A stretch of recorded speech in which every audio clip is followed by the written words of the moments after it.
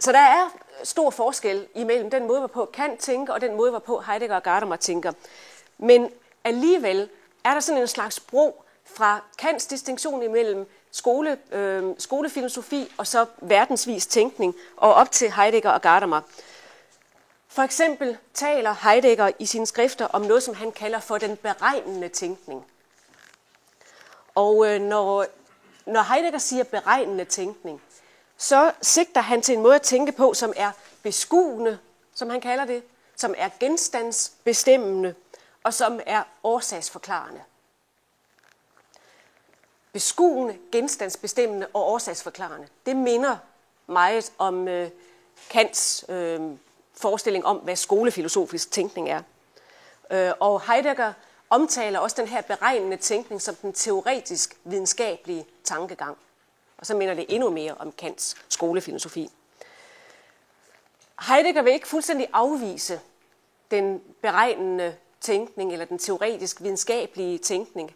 Han er med på, at der er felter, hvor vi har brug for den måde at tænke på, og at vi i det hele taget ikke ville kunne overleve, medmindre vi var i stand til at tænke på den måde.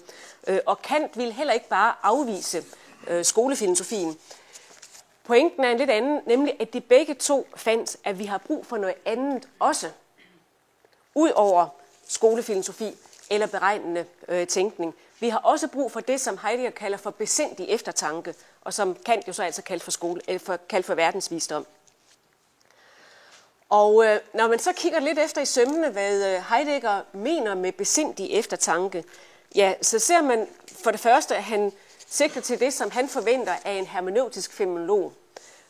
Men man ser for det andet så også, at det, som han forventer sig af den her hermeneutiske fænomenolog, det er en måde at tænke på, hvor man ikke styrer direkte mod sit mål. En måde at tænke på, hvor man så at sige går omveje. Og hvor målet ikke bare består i at opnå viden i form af resultater, men hvor målet er mere omfattende. Målet er meningsfuld forståelse. Og jeg vil lægge til det her, at når vi i tænkningen går frem på den her måde, som Heidegger altså kalder for besindig eftertanke, jamen så går vi sådan set æstetisk til værks. Fordi vi tænker så på en måde, hvor vi tager afsæt i fænomenverdenen. Vi tænker på en måde, hvor vi forsøger at udlægge den sensitivitet, det man også kunne kalde for de følelser, fornemmelser og anelser, hvori vi møder fænomenerne. Vi tænker på en måde, hvor vi foretager den her udlægning igennem en søgende refleksion. Det vil sige, hvor udlægningen finder sted igennem en tænkemåde, som selv er sensitiv. Og som takket være sin egen sensitivitet, altså selv er en æstetisk tænkemåde. Det vil sige, at vi har med en tænkemåde at gøre, og vi praktiserer i den her tænkning en tænkemåde, som ikke applikerer teorier på fænomener, men som derimod orienterer sig efter idéer. Og en tænkemåde, hvor vi af os selv ikke kræver kausale forklaringer af den udlægning, den fortolkning, som vi foretager, men derimod meningsfuld forståelse. Altså med andre ord, der er en intensiv intern forbindelse imellem, hvad Heidegger kalder for besindig eftertanke, og så det, som man kan kvalificere et begreb om æstetisk tænkning med, hvis man ligesom trækker på nogle af de forskellige elementer, som æstetikhistorien byder til for udvikling af et begreb om æstetisk tænkning. Og hvis jeg skal sige lidt om det sidste her, altså hvordan er det så, man nærmere bestemt kan kvalificere sådan et begreb om æstetisk tænkning, også under inddragelse af æstetikhistorien selv, jamen så er jeg netop over i det, som jeg også sagde lidt om indledningsvis, nemlig at den æstetik, vi har med at gøre her, er ikke kunstteori, og sådan set heller ikke kunstfilosofi, og det er ikke æstetik forstået som teori om æstetisering. Det er derimod æstetik forstået som det, som den filosofiske æstetiks grundlægger, Alexander Gottlieb Baumgarten, lagde op til, hvor der er tale om en filosofi om den æstetiske erfaring, for at sige det på en lidt moderne måde, det som han sagde på en lidt mere altmodisk facon i sine skrifter. Baumgarten betragtede ikke den æstetiske erfaring som særligt sanselig, men som særligt følsom. Og netop fordi den for ham var særligt følsom, til forskel fra blot særligt sanselig, så var der tale om det, som han kaldte for en særlig form for erkendelse. Han kaldte det nærmere bestemt for en sensitiv erkendelse. Baumgartens begreb om æstetisk erfaring er hans begreb om sensitiv erkendelse. Og han brugte betegnelsen sensitiv erkendelse, fordi han mente at stå over for noget, som udspringer af vores følelser, fornemmelser og anelser. Altså vores sensitivitet. Ikke bare vores sanselighed, men noget mere omfattende i form af vores sensitivitet. Og som netop fordi det har sit udspring i sensitiviteten, ikke kun i sanseligheden, har en erkendelsesmæssig værdi. Men fordi den der erkendelse, som altså er forbundet med den sensitive erkendelse, udspringer af sensitiviteten og ikke af forstanden, er der tale om erkendelse af en anden karakter end den logiske erkendelse eller forstandsmæssige erkendelse, netop en sensitiv erkendelse. Det er hans begreb om æstetisk erfaring, for nu at oversætte det til vores dages sprogbrug. Og det er så noget af det, der bliver et afsæt for Kants udvikling af den æstetik, som han formulerer i sin tredje kritik, og hvor han tager fat i det, som han så kalder for den æstetiske dømmekraft, forstået som kilden til æstetisk erfaring, hvis vi igen ligesom skal transformere hans sprogbrug til vores dages. Kant pointerer i sin undersøgelse, at vi med den æstetiske dømmekraft praktiserer en refleksivitet, som er forskellig fra den, som vi benytter os af, når vi fælder logiske domme. Og de logiske domme fælder vi netop primært med forstanden. Ikke? Den æstetiske refleksivitet kommer til udfoldelse med den æstetiske dømmekraft, og det er en refleksivitet, som er mere fri, åben og spørgende end den bestemmende refleksivitet, som forstanden praktiserer. Og det er jo egentlig allerede en måde at sige på, at den æstetiske refleksivitet, som Kant kredser om med dømmekraften, er noget, som en Heidegger senere kan tage op under betegnelsen besindig eftertanke. Blot helt uden nogen som helst reference til den æstetik-filosofiske tradition og sprogbrug.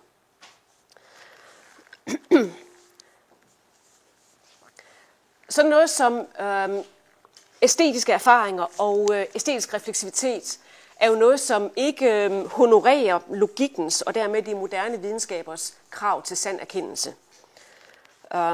Og det kan jo godt give os nogle problemer inden for institutionens rammer, når vi skal legitimere vores arbejde. Men der er også lidt hjælp at hente hos filosoferne der. Kant anså det for at være en meget, meget vigtig opgave, men også en væsentlig pointe, at få vist, at æstetisk erfaring ganske vist er noget subjektivt og noget altid individuelt gestaltet, men samtidig noget af almen gyldighed. Og hos både Baumgarten, Heidegger og Gadamer, der er der en form for sand erkendelse forbundet med det, som vi i dag kalder for æstetisk erfaring. Hvis jeg skal tage fat om Kant i den her sammenhæng og hans forståelse af almen gyldighed, og hvordan der kan være almen gyldighed forbundet med æstetisk erfaring og æstetisk refleksivitet, så skelner han imellem nogle forskellige tænkemåder i den forbindelse. Og det er noget af det, som man virkelig kan profitere af, hvis man gerne vil beskæftige sig med æstetisk tænkning, og hvis man, som jeg gerne vil i mit arbejde, forsøge at kvalificere et begreb om æstetisk tænkning. Kant skelner imellem 3 forskellige tænkemåder, nærmere bestemt. Han taler for det første om det, som han kalder for forstandens tænkemåde. Og han siger så om den, at den er kendetegnet ved fordomsfrihed. Og det har altså noget at gøre med, at han er over her i sådan en, altså man kunne godt sige en idealiseret forståelse af den forstandsmæssige tankegang. Han er over i det, som han i hvert fald delvist har i tankerne, når han taler om oplysning og siger, at oplysning er et spørgsmål om at følge sin egen forstand. Oplysning er et spørgsmål om at tænke selv. Det er den fordomsfrihed, han sigter til i forbindelse med forstandens tænkemåde. For det andet er der så også fornuftens tænkemåde. Og om den siger han, at den er konsekvent, og at man af fornuftens tænkemåde må kræve konsistens. Fornuftens tænkemåde er forbundet med det moralske krav, som handler om, for at sige det på en ud af flere mulige måder, aldrig at ønske noget, som man ikke er parat til at se ophøjet til almen regel. Altså det, som Kant kalder for det moralske imperativ, er forbundet med fornuftens tænkemåde. Og for det tredje, så er der så altså også den æstetiske dømmekrafts tænkemåde. Og om den tænkemåde siger Kant, at den er udvidet. Det er en tænkemåde, som man sætter sig i andre menneskers sted med. Det er en tænkemåde, som er præget af indlevelse. Og det er nærmere bestemt en indlevelse af en karakter, hvor man sætter sig i andre menneskers sted, uden bare at tage deres opfattelser på sig. Man lever sig ind i dem, men man transcenderer faktisk både sit eget og deres standpunkter, i det man ikke bare overtager andre menneskers synspunkter. Og Kants pointe, det her det ligger, jeg tror det er i faktisk paragraf 40 i hans tredje kritik. Kants pointe er der, at den her udvidede tænkemåde, som jo altså er en æstetisk tænkemåde, er en forudsætning for, at man kan praktisere fornuftens konsekvente tænkemåde. Fordi der var jo det med fornuftens konsekvente tænkemåde, at den kræver konsistens.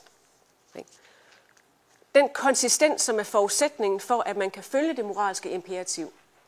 Og forudsætningen for den konsistens, det er altså, at man ligesom kan transcendere sin egen position. At man kan leve sig ind i andre menneskers synspunkter, og at man kan gøre det uden at gå i ét med dem. Og det er jo lige præcis det, som den æstetiske tænkemåde formår. Den æstetiske tænkemåde har en forbindelse tilbage til forstanden, samtidig har den sin egen udvidede karakter, og det har den takket være den indlevelse, altså den indlevelsesevne, som den ligesom nærer sig ved, og som altså gør, at den for Kant at se bliver en forudsætning for realiseringen af den fornuftsmæssige tænkemåde. For mig at se, så bliver det her faktisk i sidste ende en sang om, at den æstetiske tænkemåde og den dømmekraft, som er forbundet med den, at den er en forudsætning for, at vi kan orientere os efter, og at vi kan erkende det fælles bedste. Og det vil sige, at det her det har både moralsk og erkendelsesmæssig betydning. Altså moralsk betragtet, så kræver det æstetisk dømmekraft, at man kan løfte sig op over de partikulære enkeltinteresser, som man selv og andre har. Altså man kan løfte sig op over dem for at betænke almenvældet, uden at man ignorerer de enkelte individer. Også uden at man ligesom mister forbindelsen til, hvor det egentlig var, man selv stod oprindeligt. Og erkendelsesmæssigt betragtet, så kræver det æstetisk dømmekraft og en æstetisk måde at tænke på, at man kan forbinde det forskellige med hinanden. Altså at man kan erkende enhed i mangfoldighed, uden at slette alle forskelle. Den æstetiske tænkemåde er ligesom forudsætningen for, at man kan finde ind til det, der kan samle det forskellige arte, uden at gøre det på en reduktiv måde. Og det første, den moralske implikation, det var det, som Kant selv betonede i sin æstetik, og som han altså var så meget bevidst. Det sidste vil jeg sige, det lægger jeg så lidt til Kant, fordi det havde han problemer med selv at se, takket være den måde, hvorpå han havde defineret erkendelse i sin første kritik.